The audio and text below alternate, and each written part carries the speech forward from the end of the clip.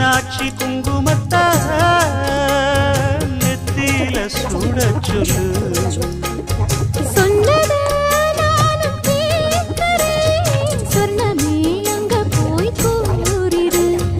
அஞ்சல மாலை போடுறேன் காதுல ஓதிடு.